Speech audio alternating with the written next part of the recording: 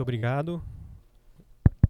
Muito obrigado pela apresentação, muito obrigado pela oportunidade de estar aqui, né, apresentando para vocês mais um tema aqui representando a voestalpine, né? A gente vai falar um pouquinho sobre a soldagem de tubulação clad, cladeada com alloy 625, tá? Vou fazer primeiro uma breve introdução aqui. O que vai ser tratado nessa apresentação, né? Vamos fazer uma apresentação pessoal, uma apresentação corporativa, para vocês entenderem um pouquinho o que é a voestalpine Biller Welding, né? Falar um pouquinho do que se trata, o que é a liga Alloy 625, né? Para que ela é utilizada. Falar das principais características que ela tem. Vamos falar das aplicações dessa liga, onde que ela é utilizada, em que segmento, tá? Em que tipo de componentes ela é utilizada. Falar um pouquinho da soldagem, dos principais processos que a gente pode utilizar para soldar esse tipo de liga, tanto cladeada quanto como metal de base também. As principais vantagens e alguns cases de sucesso que a voestalpine tem, que a gente tem bastante know-how nesse segmento, para trazer para vocês aqui um pouquinho de experiência, tá? Como já foi apresentado, né? Me chamo Eduardo, sou tecnólogo em soldagem, formado pela FATEC São Paulo, pós-graduado em gerenciamento de projetos. Estou atuando atualmente como especialista de aplicação na voestalpine Biller Welding, tá? E também no desenvolvimento de novos negócios aí. Um pouquinho o que é a voestalpine, né? A voestalpine é uma empresa austríaca, né? A gente foi adquirida relativamente recente, tá? Essa aquisição pelo grupo voestalpine, tá? O grupo voestalpine separa o segmento em quatro principais divisões, tá? A gente está alocado no segmento de engenharia metalúrgica, tá? E essa engenharia metalúrgica também é dividida em mais 4 segmentos, tá? Então a gente divide esse segmento com a parte de tecnologia em arames, a parte de tubulações, a parte de aços especiais e sistema ferroviários, tá? Então a gente está debaixo desse guarda-chuva. Todos os consumíveis de soldagem estão enquadrados aqui nessa divisão, tá? Falando da divisão de soldagem, tá? A gente atualmente trabalha com 3 principais marcas, tá? Focado em segmentos industriais. A gente tem a marca Biller Welding, que atua como no segmento de soldagem para união, tá? de peças. A UTP vem atuando no segmento na intenção de proteção de superfície, tanto como abrasão, que foi um segmento que a Magma deu uma excelente apresentação aí, né? Tanto na parte de proteção contra corrosão também. A nossa terceira marca, a Fontargen, atua nas aplicações de brasagem, tá? Focadas principalmente na parte de ferramentaria, automobilística e refrigeração. A gente tem mais de 4.000 unidades distribuídas ao redor do mundo, tá? Com mais de 15 plantas de fabricações distribuídas aí também ao redor do mundo, tá? Temos clientes em mais de 180 países, tá? Aqui são os nossos contatos das nossas filiais aqui no Brasil. A gente está distribuído aí no Brasil para atender de forma nacional aí, tanto com atendimento comercial, quanto também com o nosso suporte técnico e suporte da engenharia, tá? Que é um diferencial da voestalpine. A gente atua de forma nacional, tanto com suporte de assistência técnica, quanto com suporte de engenharia. Agora vamos entrar um pouquinho no tema da palestra em si, né? O que é a liga Alloy 625? Ela faz parte da família das superligas de níquel cromo, tá? Tem como seu principal elemento o níquel. Ela possui uma microestrutura austenítica endurecida por precipitação, tá? Isso nos traz algumas características bastante importantes que eu vou destacar um pouquinho mais para frente, tá? A mais comum dessas superligas é o próprio Alloy 625, tá? Que ela é amplamente utilizada no mercado justamente pela questão da versatilidade que ela tem e, inclusive, dessa proteção contra a corrosão. E também servindo também como proteção à corrosão em temperaturas elevadas, tá? E algumas características aqui da liga Alloy 625, tá? Além dela ter a característica de ter uma excelente resistência à corrosão, né? O níquel em conjunto com o cromo favorece, né, a resistência à corrosão contra produtos oxidantes, né? E em conjunto com o molibdênio também apresenta uma excelente resistência à corrosão por frestas, tá? E o alto teor de níquel também atua na corrosão sob tensão, que alguns componentes que eu vou explicar um pouquinho mais para frente sofrem esse tipo de de ataque corrosivo. Aqui algumas características se falando de metal de base, tá? Falando do Alloy 625 como metal de base. Aqui tem aqui eu trago a composição química típica, algumas propriedades mecânicas. A gente pode ver que ele possui excelentes valores de resistência a limite de tração e escoamento, né? Sem falar dos valores de impactos, inclusive a temperaturas criogênicas, né? Então é um consumível bem versátil. Então ele tem aplicações desde alta temperatura até a temperaturas criogênicas. Tá? Aqui são alguns nomes de como ele é conhecido no mercado, né? Ele é conhecido como no mercado também como Inconel 625, N6625, tá? Não só como Alloy 625. E em que segmentos, né? Aqui ele é uma liga bem versátil, que atua em diversos segmentos, né? Aqui eu vou focar num segmento específico, que é no segmento de óleo e gás, tá? E no segmento de óleo e gás, ele é utilizado tanto em aplicações offshore quanto onshore, na parte de processamento e armazenamento, tanto de petróleo quanto de gás, na parte de tubulação, que a gente vai entrar também um pouquinho mais no detalhe, na parte de refino também e purificação, tanto de petróleo quanto de gás, tá? Alguns componentes aqui, que uma das principais aplicações é justamente nesses componentes que requerem a exposição à água do mar, tá? E que tem tensões mecânicas elevadas e, além disso, atuam em um ambiente corrosivo, né? Aqui tem algumas imagens só ilustrativas de algum dos equipamentos que é utilizado a liga Alloy 625 para fabricação de raízes, dutos rígidos e flexíveis, a parte de terminais, toda a parte de flowline, árvores de natais e manifolds, tá? Todos esses componentes utilizam a liga Alloy 625. Também na parte de refinaria e petroquímica, tá? Tanto na parte de processamento de óleo e gás, em contato com sulfeto de hidrogênio, na parte que tem contato com enxofre em temperaturas elevadas até 150 graus também é utilizada, tá? Em componentes expostos a gases de combustão também, nas plantas de sulfurização de gases também é utilizado, tá? E toda a parte de processamento de hidrocarbonetos, também das plantas de refino, também é utilizada a liga Alloy 625. Tá? Algumas imagens ilustrativas aí de alguns equipamentos. Agora vamos falar um pouquinho de tubulação. Em que momento o Alloy 625 vem na parte de tubulação com essas características, né, para trazer esses benefícios, né? Tanto para a parte de transporte de óleo quanto de gás, dos poços até as plataformas, tá? Esse tipo de tubulação, normalmente ela necessita de uma camada resistente à corrosão, tá? Que é chamada de cladeamento, tá? Existem diversos métodos de cladeamento para esses tubos, tá? Eu vou falar especificamente aqui de processos de cladeamento a arco elétrico, principalmente do TIG Hotwire, tá? Esse é um processo que é utilizado para fazer esse cladeamento e é um tipo de cladeamento que a gente fornece um consumível com um diferencial para isso, tá? Que ele foi desenvolvido e é aplicado hoje a maioria das tubulações cladeadas é revestida, inclusive, com um dos nossos consumíveis, tá?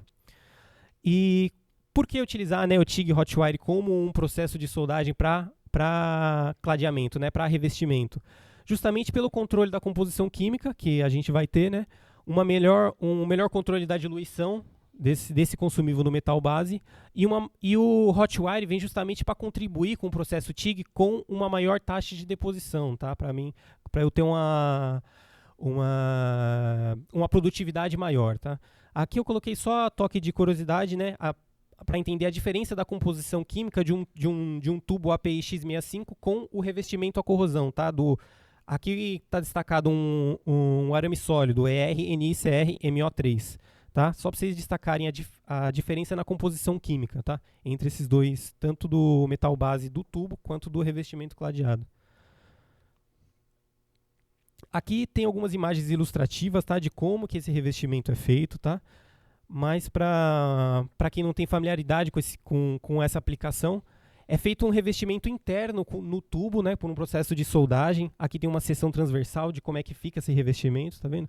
É uma camada fina sobre o tubo. Aqui tem uma macro de um recorte longitudinal que a gente fez na tubulação. Aí vocês conseguem diferenciar a questão da aplicação do revestimento e do metal de base, tá? Agora vamos entrar na parte que realmente interessa, né, da soldagem dessa tubulação clad. Tá? Aqui tem uma imagem ilustrativa, né? Vamos imaginar que essa aqui é a parede de um tubo de diâmetro pequeno que a gente não tem acesso interno, tá? Então a gente não consegue fazer a parte de enraizamento interno. Tudo é feito no externo do tubo, que seria nessa lateral aqui, tá? E olhando a diferença das composições químicas, né? A gente deduziria, né, que eu poderia fazer o enraizamento com o consumível níquel cromo mole 3, né, que é compatível com a liga 625, e depois faço o restante da junta com um consumível compatível com o meu X65, com a minha classificação do meu tubo, certo? Mas, na verdade, isso não é aplicado e não é recomendado, tá? Porque a gente tem uma questão a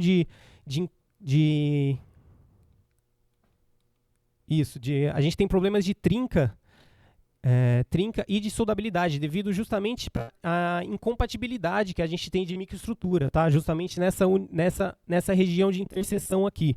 Porque a gente estaria depositando uma microestrutura bainítica sobre uma microestrutura austenítica, tá? Isso não é recomendado, inclusive é uma aplicação muito difícil que não se é utilizado no mercado, né? Então, hoje, como que a gente faz para soldar esse tipo de junta, né? A junta inteira é soldado com um consumível compatível com o Alloy 625, tá? Então, faria a soldagem completa da junta com um consumível níquel cromo mole 3, tá? Então, aqui tem uma imagem ilustrativa de uma macro, né, de como que é feita a soldagem. Aqui a parte do revestimento cladeado. Aqui a parede, nesse caso é de uma chapa, tá? Mas pode ser de um tubo. E aqui é feita a união inteira com uma liga de níquel cromo mole 3, tá? E esse processo de soldagem, principalmente de tubulação, pode ser feito por diversos processos de soldagem, né? Dependendo da minha aplicação, da minha disponibilidade de processo de soldagem e até do conjunto que eu vou soldar, tá? Então a gente vai passar individualmente pelos processos de soldagem, destacando alguns pontos fortes e alguns pontos fracos, e vai ter um destaque final para o processo de arame tubular, tá? Entrando no processo de eletrodo revestido, né? Tirando todas as características que a gente já são intrínsecas do processo de eletrodo revestido, né? Mas focado nessa aplicação de Alloy 625, a gente tem alguns pontos fortes e alguns pontos fracos do eletrodo revestido, tá? Nesse caso aqui, a gente tem um ponto fraco desse processo de soldagem, que é a perda de consumível devido à impossibilidade de abertura de arco, tá? Como eu estou falando aqui de tubulações pequenas, normalmente ele consegue fazer um passe com o eletrodo sem que ele acabe, sem que seja necessário a reabertura do eletrodo para cada passe de solda, tá? E como não é recomendado eu fazer diversas aberturas de arco numa junta soldada, o que se faz no mercado hoje é descartar essa ponta de eletrodo. Não necessariamente a gente vai gastar o eletrodo até o final, então a gente vai ter uma perda muito grande de consumível devido a essa impossibilidade de abertura de arco. Então a gente tem uma quantidade de consumível que é perdida muito maior do que de outros consumíveis, tá? Mas o eletrodo revestido também traz alguns pontos fortes, né? Que ele é um consumível que traz uma sanidade, né, boa para a junta, né? É um dos processos que tendem a atender principalmente requisitos de tenacidade mais apertados que alguns projetos podem ter, tá? E aqui eu coloco a nossa referência do nosso eletrodo que a gente tem no nosso portfólio, tá? Aqui eu trago a nossa ficha técnica e algumas propriedades típicas, né, composição química e propriedades mecânicas, tá? Vale destacar que a maioria dos nossos consumíveis para essas aplicações estão homologadas na FBTS, né, para atender a maioria dos projetos que exigem homologação FBTS. Processo de MAW, tá? Aqui ele já vem solucionando aquele problema, não tem aquela questão da perda das pontas, né? Então eu já tenho um ganho referente à perda de consumível, né? Mas se falando de GMAW, como a gente está falando de uma liga que é muito próxima do ponto eutético, ela tem um ponto de melt muito elevada, ela fica nesse estado de melting muito tempo, então ela tende a encostelar, né, que a gente chama durante a soldagem, principalmente fora de posição, tá? Por isso, processos de soldagem como o eletrodo revestido também tem essa vantagem de, por ter a escória, consegue calçar esse cordão de solda e minimizando essa questão do encostelamento, tá? No GMAW, como eu não tenho essa questão do revestimento, eu acabo sofrendo com essa questão do encostelamento, tá? Que é um ponto fraco do processo, né? Apesar dele trazer um ganho de produtividade, eu acabo perdendo um pouco justamente para essa parte de esmerilhamento, porque eu tenho que remover essa parte da costela para ter um passe uniforme, né, e plano para que eu faça a evolução na minha junta, né? E eu destaquei alguns aqui em negrito, ó, dificuldade em soldagem fora de posição, justamente para essa questão do melting que eu falei para você, dele encostelar. E para aplicação dessa liga em processo de GMAW, normalmente se é utilizado fontes mais avançadas, inclusive com recursos de curvas, de curvas sinérgicas, de pulsado, justamente para minimizar essa questão do encostelamento fora de posição, tá? Então eu preciso de uma fonte com mais recurso para conseguir aplicar essa liga nesse processo de soldagem, tá? Aqui a nossa referência também de produto para essa aplicação nesse processo. Aqui vale destacar alguns pontos, tá? Aqui a gente tem um produto destinado para aplicação GMAW, tá? Mas aqui no Brasil a gente padronizou em utilizar esse consumível aqui, que ele é um consumível que foi desenvolvido justamente para aplicação CLAD, tá? Ele é um arame sólido que foi desenvolvido, inclusive tem características de controle de sujidade e acabamento superficial do arame diferenciados do que um arame comum para aplicação GMAW, tá? Então, se tratando de aplicação TIG Hotwire, esse é o consumível que a gente indica. E aqui no Brasil, para aplicações GMAW também, a gente indica esse arame, justamente por esse melhor acabamento, por esse maior nível de qualidade que ele apresenta, tá? Produto também homologado na FBTS, tá? Se falando de vareta aqui, a gente está falando de um processo que tem uma excelente característica de aplicação, né? Todos já conhecem a questão, todas as vantagens que tem o processo TIG e também todos os pontos fracos, né? Que é justamente a baixa taxa de deposição, né? Por ser um processo manual com uma taxa de deposição baixa, né? E também um outro ponto fraco do processo é justamente para a aplicação dessa liga em específico. Alguns projetos exigem que o seu equipamento tenha recursos de abertura de arco, tá? Porque durante a aplicação, em equipamentos que não têm esse recurso de abertura de arco, pode ter a inclusão de tungstênio, tá? Devido à necessidade de riscar para a abertura do arco. Então, alguns projetos críticos exigem que para a aplicação TIG tenha essa característica no seu equipamento, tá? Aqui o nosso consumível também. Indicado para essa aplicação, algumas características típicas, propriedades mecânicas e químicas, né? Agora vamos falar do processo de arco submerso, né? Vamos falar do processo de arco submerso. Aqui a gente tem algumas vantagens também e desvantagens. Sempre existe um balanço, né, nos processos de soldagem. Pontos fortes: processo com elevada taxa de deposição, né? Sanidade de processo também excelente, perfil de cordão excelente, só que a limitação, aspectos ocupacionais, limitações de posição de soldagem, só pode ser aplicado na posição plana, né? Uma maior complexidade de equipamento, não é em todos os projetos que a gente vai ter a disponibilidade de utilizar esse processo de soldagem, né? E falando da aplicação específica dessa liga, a gente pode ter problemas aqui de trinca a quente, tá? Por ser um processo com aporte térmico muito elevado, tá? Por isso esse tópico aqui de cautela de energia de soldagem, tá? Aí o nosso consumível, que é para essa aplicação, para esse processo de soldagem, algumas características também. Agora vamos entrar no diferencial, que é justamente a aplicação desse consumível em processo de soldagem FCAW, que é esse consumível em forma de arame tubular, né?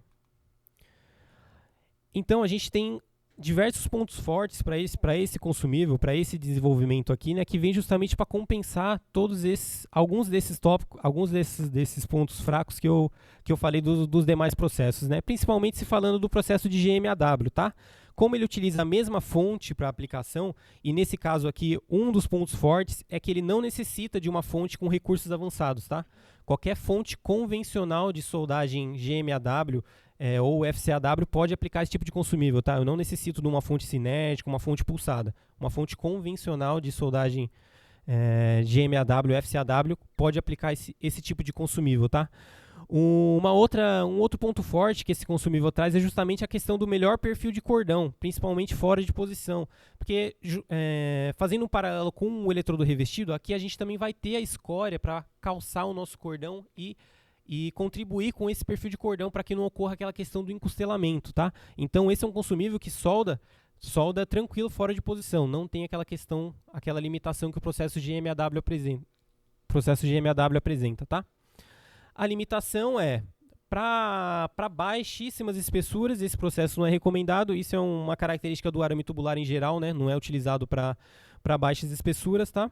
E também a dificuldade em baixos diâmetros, né? Como a gente normalmente para arame tubular trabalha com parâmetros mais elevados para aplicação, né?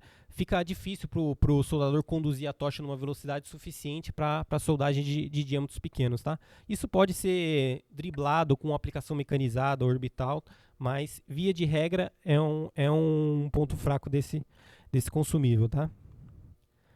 Aqui a nossa referência. Aqui vale o destaque principalmente para o valor de ferro que esse consumível apresenta, ó, é um valor menor que 1%, tá? Alguns projetos, essa é uma variável e é uma exigência de alguns projetos que o consumível tenha esse valor de ferro menor que 1%, tá? E esse consumível atende a esse requisito.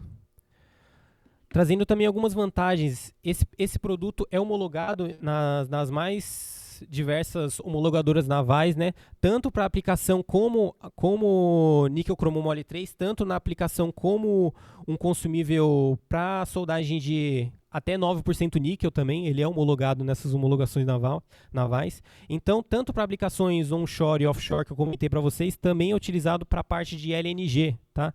Que é um diferenciado que eu vou trazer alguns cases aqui, que esse consumível também também é utilizado. Destacando também as homologações navais em ambas as aplicações, tá? Como o níquel cromo mole 3, também como um consumível para soldagem de 9% níquel. Homologações BV, homologações na Lloyds também, possui várias homologações para mais diversas aplicações. Também tem o datasheet conforme TIV 1153, tá? Com aplicações até 550 graus de temperaturas e também temperaturas de impacto até menos 196, tá? Agora vamos destacar algumas vantagens e históricos que a gente tem desse consumível, isso se falando de aplicações já de mercado, tá? Todos esses requisitos aqui a gente já atendeu em aplicações de mercado em clientes, tá? Então a gente tem histórico disso aqui e garante o atendimento do consumível, tá? Tanto na questão do percentual de ferro, atendimento a requisito de hidrogênio difusível H5, teste de corrosão intergranular conforme a STMA 262, prática E, a gente já tem histórico de atendimento. Teste de corrosão, a STMG 48, método C, também já foi feito esse teste com esse consumível e ele foi aprovado. Requisito de dureza, que alguns projetos exigem também. Valores inferiores a 325 HV, tá? Isso se falando de todos os pontos envolvendo o cordão. Topo do cordão, meio do cordão, raiz, tá?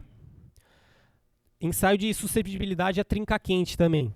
Foi testado conforme EN ISO 17641-2 tipo B e foi aprovado, tá sim, apresentação de trinca quente.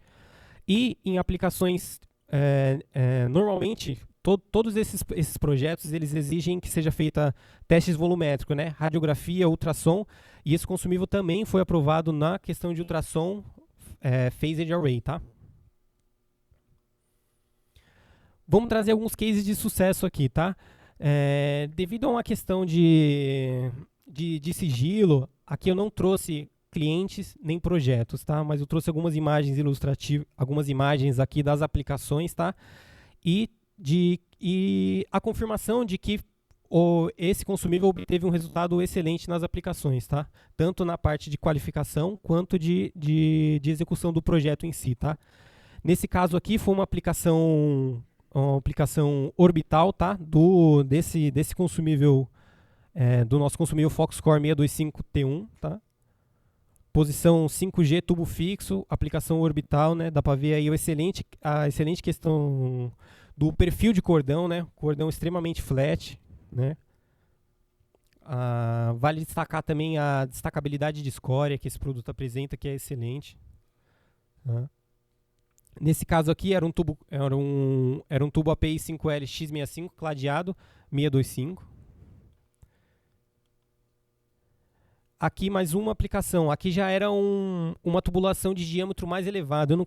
Eu não me recordo exatamente o diâmetro, mas era uma tubulação de diâmetro era uma tubulação de maior diâmetro, tá? Mas também foi aplicado, nesse caso aqui foi uma aplicação manual, tá? Vale destacar também a questão do perfil de cordão, né? A uniformidade entre eles. Todas essas aplicações foram submetidas à radiografia, tá? Que uma questão que pegava nesse tipo de consumível era a questão de porosidade, tá? Tinha um histórico do passado, que arame tubular de Alloy 625 dava poro, e isso vem sendo desmistificado, né? Principalmente nesses testes, nessas aplicações que a gente vem fazendo, que isso não é mais verdade, tá? Com o decorrer do desenvolvimento, né, e do avançar desse consumível, isso vem sendo cada vez mais mitigado, tá? E em todos os nossos testes a gente não teve dificuldade na radiografia, tá? Em testes volumétricos. Mais um case aqui, nesse caso aqui, ó, soldagem de 9% de níquel, tá? Tubulação também, aqui a aplicação manual, também tubo na 5G. Também teve a inspeção de radiografia e o produto foi aprovado, tá? Aqui tivemos uma aplicação, inclusive é uma macro bem interessante de se falar, é uma aplicação de 9% níquel, nesse caso aqui não é de tubulação, tá? É um corpo de prova de uma chapa, né? Que foi para qualificação de um procedimento para um projeto de aplicação LNG. Na posição horizontal a gente tem a questão do remonte do cordão, tá? Que mesmo a liga tendo aquela característica que eu comentei para vocês no começo do melting, de ele ficar muito tempo no estado de melting, né, ele tem a questão da conformação, mas que a escória contribui para isso, né? E mesmo nessa posição horizontal, que é uma aplicação crítica, ele se comporta muito bem. Aqui temos mais um case de sucesso, nesse caso aqui também, aplicação de 9% níquel, aqui uma tubulação, tá? Foi a soldagem de tubulação também na posição fixa 5G, né? Legal, depois de mostrado todos esses processos de soldagem e destacando as vantagens do processo de arame tubular, né, a gente tem algumas conclusões para fazer aqui, né? Que o Alloy 625 é uma excelente liga, né? Com propriedades mecânicas, com propriedades de resistência à corrosão excelentes e com ampla utilização do mercado, tá? E possui uma elevada demanda do segmento de óleo e gás, principalmente para aplicações offshore e de LNG. Tanto para soldagem de tubulação clad quanto para 9% níquel, né? E que independente do processo, né, do processo utilizado, se ele é semiautomático ou manual, se ele foi mecanizado ou robotizado, né, a gente tem um destaque para o consumível de arame tubular, né, que o processo apresenta diversas vantagens de aplicação, né, em relação aos outros processos, principalmente se tratando de produtividade, soldabilidade, tá? Então, o intuito final da minha apresentação é deixar a pulga atrás da orelha de vocês e mostrar que o arame tubular é uma aplicação viável, tá? Que hoje pode ser utilizada e já vem sendo utilizada, tá? E ver esse consumível como uma oportunidade de ganho de produtividade, de ganho de qualidade, tá? Nos projetos que a gente venha a trabalhar aí, né? E aqui tem algumas referências, né?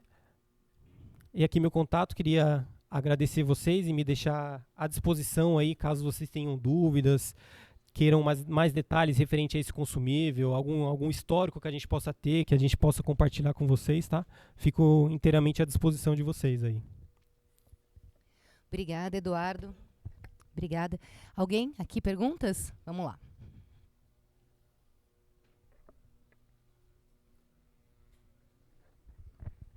Eduardo, parabéns.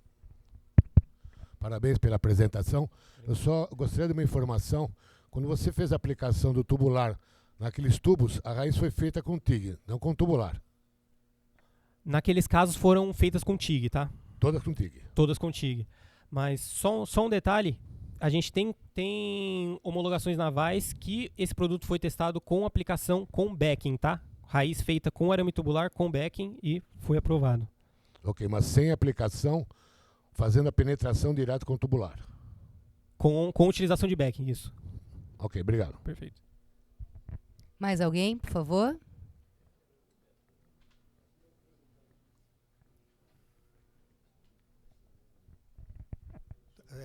Igreja Janine da Braskem, Rio Grande do Sul. Muito bacana, tu apresentou aí. Obrigado. Tem uma dúvida assim, a questão daquela parede interna, que espessura tu usava, tá? Do 625, e como é que tu garantia a questão da diluição, tá? Para que tu tivesse a propriedade de proteção da corrosão ali. Que tu aplicava ali dentro? Você diz na questão do cladeamento ou da soldagem? Do cladeamento. Ah, do cladeamento? O que garante é a análise química que é feita na camada de revestimento, né? Que é feito o cheque, ver se está ocorrendo o atendimento, e normalmente é feito uma camada, tá? E são tomadas diversas precauções para a aplicação desse revestimento. Normalmente ele é aplicado de forma horizontal, né? O tubo fica de pé, a máquina aplica de forma horizontal, justamente para minimizar, né, essa questão da diluição. E o processo TIG Hotwire também tem a vantagem o Hotwire, né, traz essa vantagem pelo arame já chegar numa temperatura mais elevada, a gente minimiza essa questão da diluição com o metal de base. Tá? Então essa é uma série de precauções que é tomada na aplicação para a gente garantir uma menor diluição e garantir a química do cladeamento. Tipo 3 milímetros tu colocava ali ou mais do que isso? Normalmente gira em torno disso aí, de 3 a 5 milímetros. Tá ok, obrigado.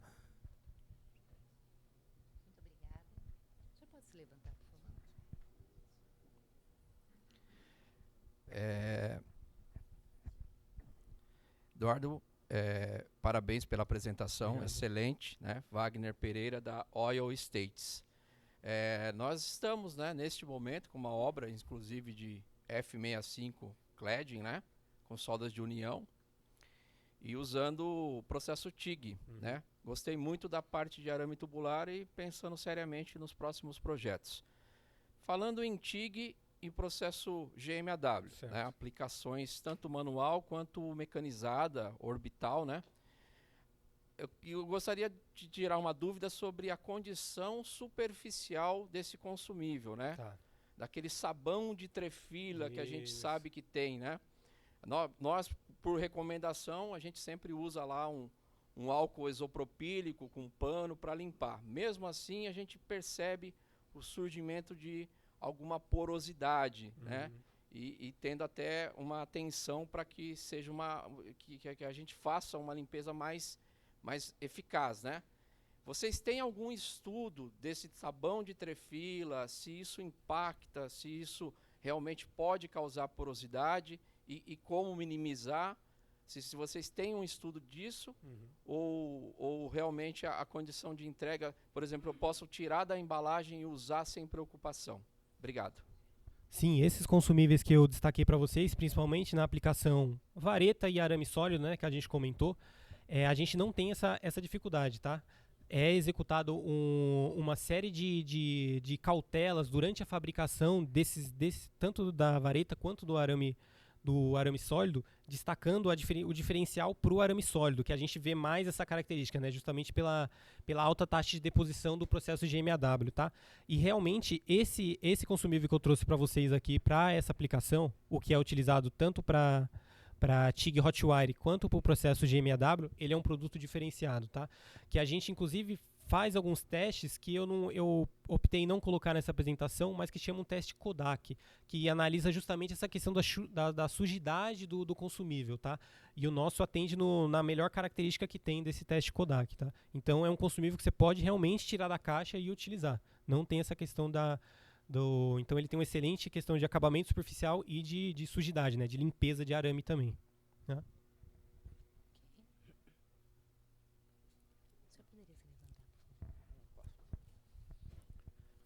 Meu nome é Mário Bittencourt, sou da Faculdade Souza Marques. Eduardo, parabéns pela apresentação. Obrigado. Você até já respondeu a minha primeira pergunta, que era sobre essa questão que eu vi na apresentação, controle de sujidades que você colocou. Então esse controle de sujidades era justamente para verificar o que o Wagner comentou, né? Perfeito. Sobre restos de material de trefila. Isso, exatamente. Tá. E a outra pergunta, você colocou no arame tubular, né? A utilização em robôs. Isso. E aí ele gera escória, né? Como eu não cheguei a ver ainda uma aplicação de arame tubular em robô, né? Como é que fazia a limpeza a remoção da escória? O intuito de trazer esse consumível na aplicação robótica, né, é para ganho de produtividade e uniformidade de cordão, né? Como normalmente são projetos críticos aqui, sempre é feita a limpeza entre passes, tá? Isso independente do processo de aplicação, mesmo que seja orbital, mesmo que seja uma aplicação robotizada, tá? A limpeza entre passes e entre camadas é muito importante. É uma característica que é levada bem a sério. O esmerilhamento das unhas é um detalhe bem criterioso, tá? Que é levado em consideração na soldagem desse consumível, tá? Então, independente do processo, tanto mecanizado, orbital, robotizado, tem que ser feita essa limpeza, tá? Esse esmerilhamento ou escovamento. Não, sim. A minha dúvida é como é que era feita? Era feita manualmente mesmo? Manualmente. Parava o robô e fazia a limpeza manual? E fazer a limpeza, exatamente. Obrigado. Isso aí.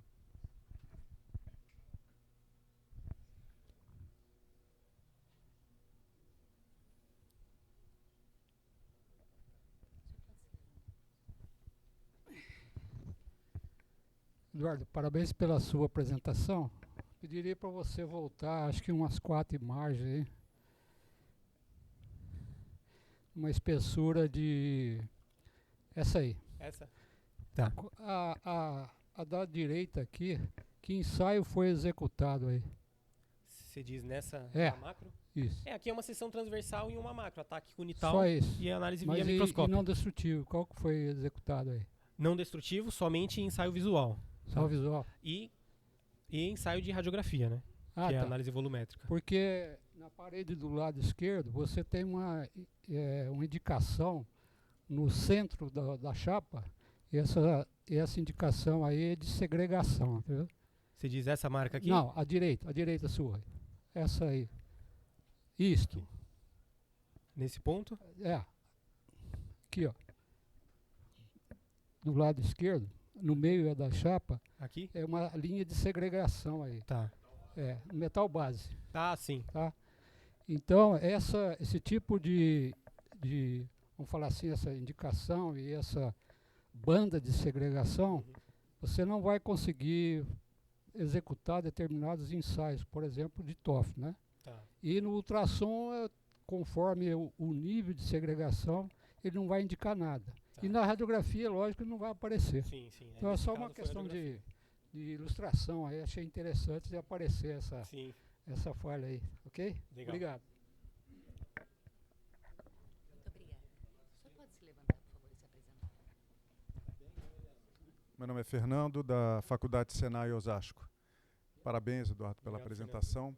Eu fiquei curioso o seguinte, você falou em vários processos, né? Sim. Quais são os gases utilizados nesse tipo de liga, tanto no tubular, se for o caso, ou no arame sólido, e se houve algum processo diferenciado, como um pulsado, como alguma outra tecnologia que você pudesse destacar com relação a essas soldagens que você fez, tá?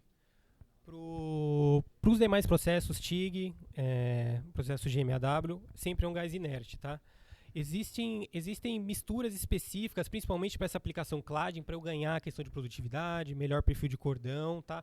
Mas aí sempre são gases inertes, tá? Mistura de hélio com argônio, para eu ganhar um pouco mais de energia e ganhar produtividade na aplicação clad, tá? Mas para a união, sempre é gás inerte. Isso falando de arame sólido e vareta. Agora, arame tubular, o gás utilizado é mistura ou 100% CO2. Mistura M21. M21. Argônio comercial. Não. Não. Gás comercial, argônio puro mesmo.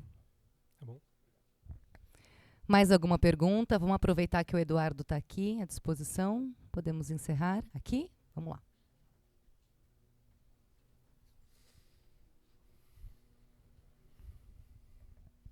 Eduardo, só uma curiosidade em relação a essa macro. A coloração na zona de ligação, do lado direito e do lado esquerdo, o material de base é o mesmo dos dois lados? É o mesmo, tá? E o que configura essa coloração completamente distinta do lado esquerdo da junta? Eu acho que foi uma questão na queima durante o ataque da macro, tá? Não saberia te destacar o motivo realmente dessa diferença de coloração, mas é o mesmo metal de base, tanto em cima quanto embaixo. Não foi evidenciado nada de descontinuidade aí? Não, na radiografia não. Tá? Nesse caso não foi feito nenhum processo complementar, né, de ultrassom, somente radiografia mesmo. Ok, obrigado. É isso, então. Todos satisfeitos com a palestra do Eduardo? Muito bom. Muito obrigada, Eduardo, pela sua contribuição mais uma vez. Senhoras e senhores, por favor. Muito obrigada.